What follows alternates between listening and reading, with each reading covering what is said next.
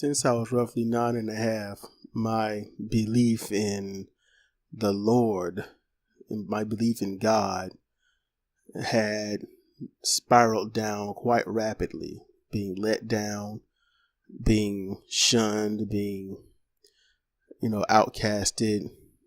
I mean, so many things. Pray so hard and get nothing in return. I mean, would you really want to work on the 100th floor of a building with no safety, no tether, no nothing, in 105-degree weather with high winds? I mean, really?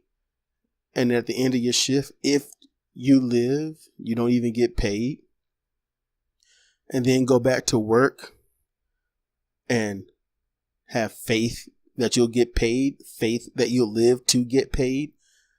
So that's kind of a small bit of my mindset when it comes to this. This right here, it mainly relates to family.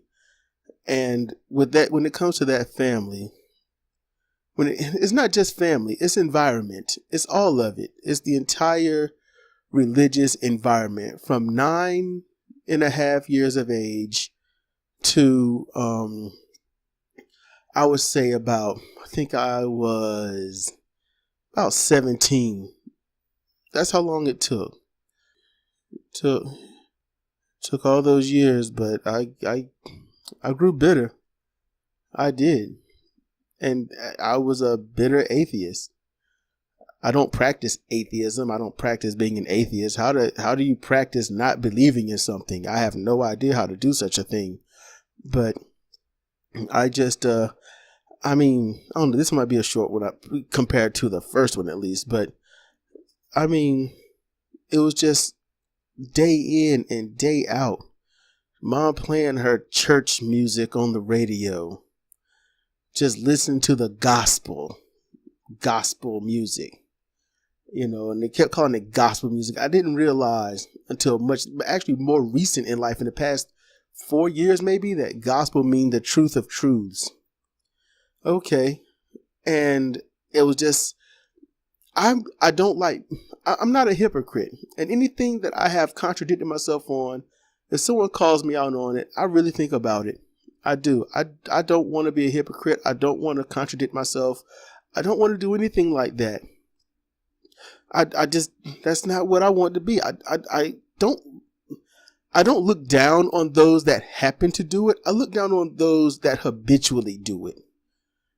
And I look down further on those that habitually do it and can't even be accountable for it. That's just me. So when it comes to religion, the religious, I was raised around people that always told me to tell the truth. I mean, tell the truth no matter what. And, the truth will set you free. Oh, come on. Free of what? Because all they did was lie. I mean, I'm adopted. Who is my mom? I don't know. My mom tells me my mom had a son already that is 4 years older than me, couldn't take care of me, so she gave me up at the hospital. Whoa, that's amazing. My mom knows so much, but yet don't know who my birth mother is. Don't want to tell me. Obviously, she must know her, that she knows her that intimately, right? But then again, what else is my mom? She'll look. We was at the doctor, and doctor asked if he has any ailments.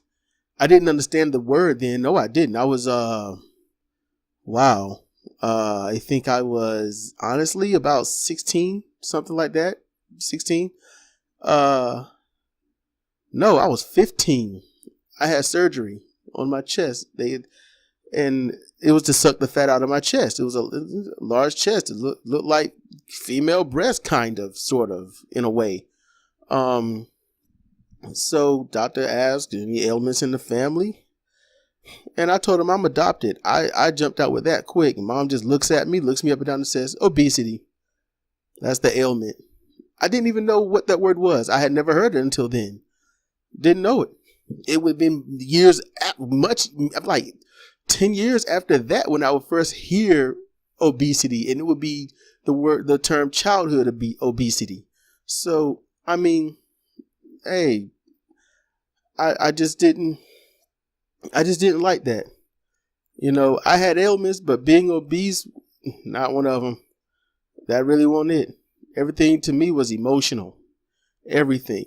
People lying around me, just lying to me, or they don't lie, they just omit information. No matter how old I got, I think even up to when I was 16 and a half, that's when they stopped spelling words around me as if I'm too stupid to hear letters put together to form certain phrases. Wow. So, I mean, I didn't like the hypocrisy. I didn't like them going out and doing stuff and then telling me I can't do it, and then saying it shouldn't be done is wrong, but yet they're doing it. I mean, if you shouldn't steal, don't take from the church treasury and buy yourself some new shoes. That's what Mom did a lot.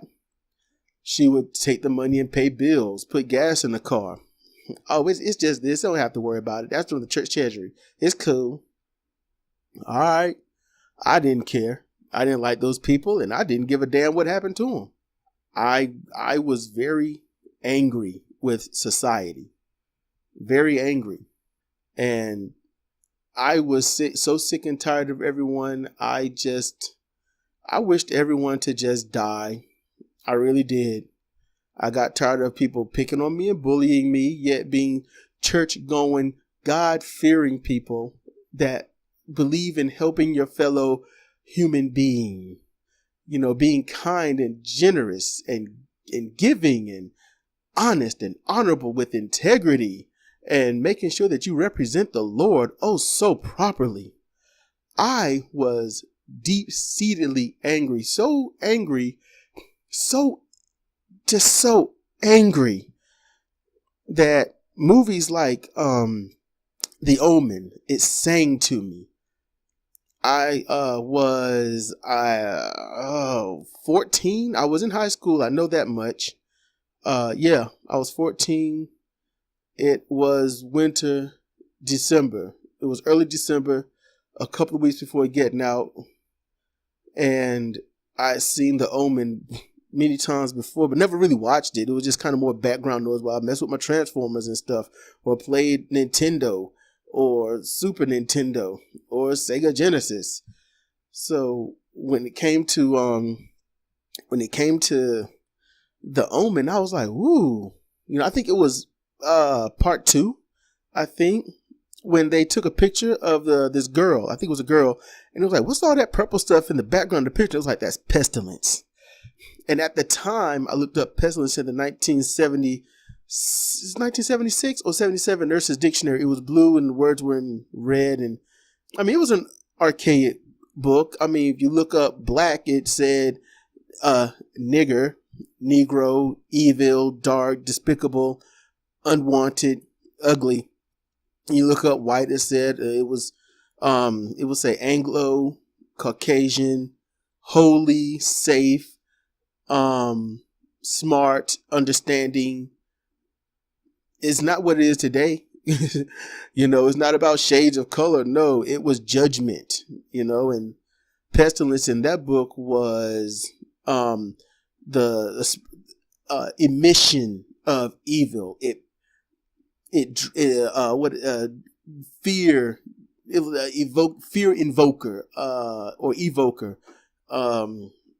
It was saying stuff like it drives people away, it scares the animals, and that's what it did in the movie.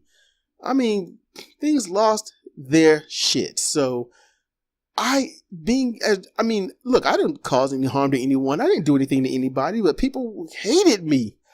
They really hated me. So I thought maybe I'm emitting this pestilence. Did I try to get rid of it? No, I tried to own it. I got this pestilence. Then I'm going to be it. I literally felt for about maybe a week, 3 days, that I was really, Wednesday, Thursday, Friday, I was emitting this invisible aura of red, black, and dark violet pestilence, this aura, these tendrils of get away from me or you'll all be dead or something thereof. And so that's what I did, and I was happy about it. I mean, my family didn't want to be around me. They didn't want to give me the same respect as the other family. I mean, if you want to, here's a small thing. I was a little kid. I was 7 before I got my bike. So this would have had to been, oh my goodness, I would have been 7 for about 4 days. It was before February 15th, after my birthday of February 10th. So, oh my goodness, memories. Oh, I'm pulling them back up. Anyway, I'm just sharing them with you, but this is why I stayed an atheist. This is what helps me. I mean, my aunt and her daughter, my cousin, who honestly I practically looked up to, and I wanted to impress them. I really did. So when watching TV and it's talking about magic tricks and card tricks and stuff, to me, hey, I did not have much of imagination. So when they was building homes out of cards, standing them up in triangles and building on top, I thought that's the pinnacle of awesomeness, and they will love it. Okay. So it takes me an hour to get the first one up, but I do. I get it up. I get about 2 stories high, and I show it to them, and I'm just really hoping that they're impressed, and they're like, oh, that's really good. Give me a little applause and walk off or help me do better. But that's not what happened. Not at all. What happened was they kicked it over, and they laughed and walked off. Try to build it again. Okay, so I tried to build it again. I built it better. It was a little arched this time. I remember seeing some kind of documentary. They was talking about Roman arches, how they were strong. So I built it kind of at a curve, and they stood up. I bent the cards. I bent the cards so they would support each other, and I built each one in a curve so that there was a very subtle arc, and it worked. And I showed it to them. I was happy. I got 3 stories. I remember that 3 stories high, and they kicked it over. They just laughed. And I was honestly heartbroken. I did my best to suck up the tears because I really wanted to impress them. I mean, they babysat me quite often. My cousin's only 9 days older than me. So, these, and what's so bad is they're doing this, and they're like, oh, Lord, help this child. Oh, we'll pray for you. And they just look back at me and just chuckle, that smile. It sucks. I can still see it in my mind's eye. And so I build another one. I build it in circles. I use 3 packs of cards. I build it in circles. I make it really dense. It gets really tight. I get about 4 layers high. I stack the cards on top to make it a nice little roof so the rain can't get in. I know I'm in the house. I'm on carpet. Okay, yeah, it's a cheat. I was on carpet so the cards don't slip up from up under, but I couldn't build it anywhere else. There was food on the table and everyone else walked everywhere else. I was right in front of the TV. So when they see it, they're like, oh, wow, that's really good. That's really nice. And they kicked it over. I just left the cards. I picked them up, wiped tears from my face, put the cards on the shelf. Not in their sleeves, though. They were red and blue cards. I didn't even try to sort them out. I was just distraught. And I didn't want to go back. And then when I did go back, family functions, if mom had to drop something off or something like that, doing her Avon thing or whatnot. But it would have been 2 years later, and it would have been the year I became atheist. 6 months before becoming an atheist. Not long before my 9th birthday. I'm in there with my aunt and we're watching TV. So I get up, I'm thirsty. I decide to do what anyone else has done when they're thirsty. What do? You get a glass, you get some water, you sit down, you drink. There's no problem, right? We're family. Something's about to happen the way I just set that up. So I go in the kitchen. I'm tall enough. I'm finally tall enough. I grew slow. So I finally able to reach the cabinet just enough, and I was able to get kind of like nick the glass with my finger. I get a chair, and I stand up in the chair. Honestly, if I could go back in time, I'd be like, fool, take your shoes off. You've been walking on the ground. Don't do the people sit there. But I got up in the chair. I got a glass.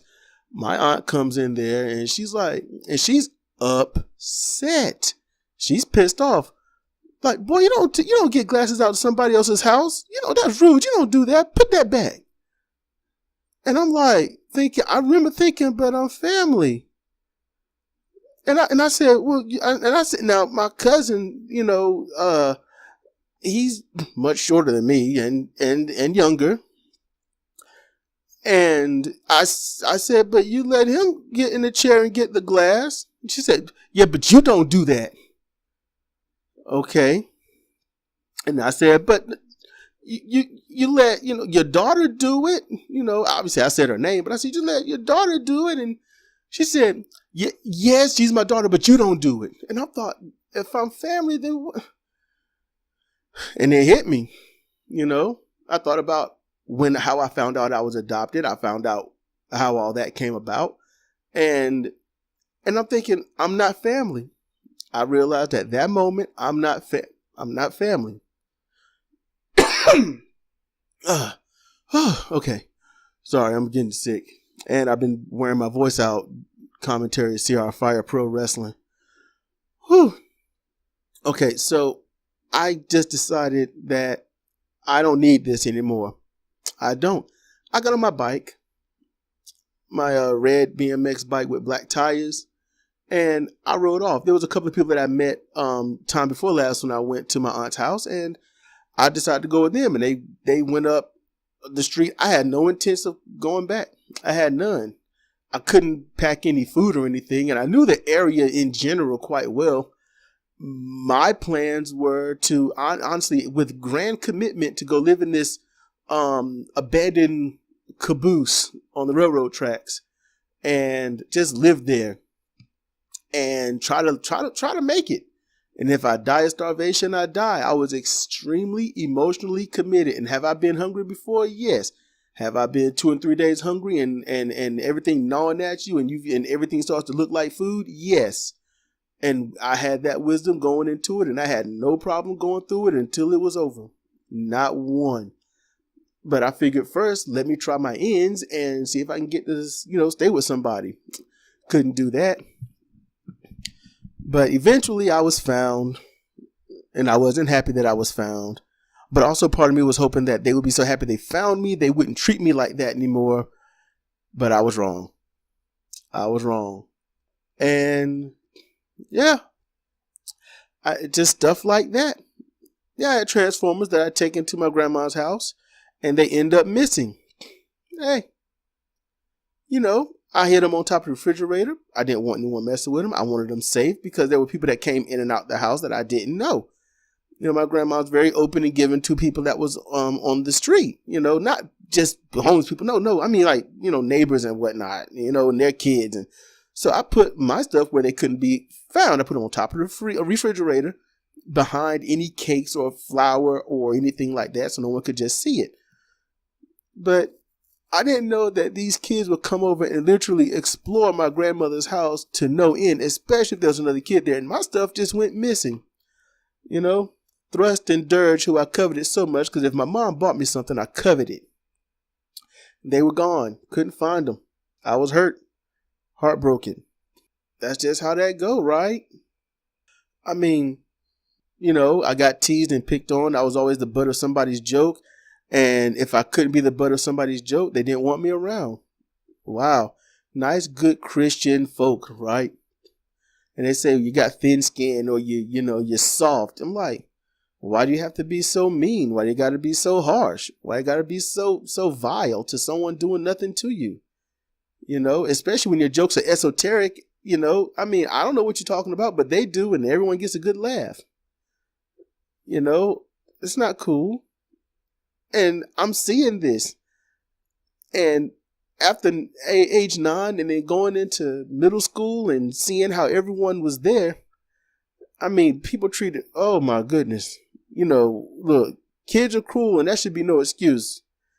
But kids are fucking cruel and they shouldn't be. And I strive hard to make sure my daughter isn't cruel to others. It don't seem like anybody else is doing that. So when I leave school, you know what I want? Safety, sanctuary. And there isn't one in this massive Christian family, this church-going, holier-than-thou Christian family where God loves you and God saves you. And if you love God, he loves you because he loves everyone. And he'll talk to you whenever you talk to him. Bullshit. I mean, can you tell that I'm still bitter? These things in our childhood form us and shape us. They do. At one point, I thought I was from another world. I thought maybe I was a lizard person or something.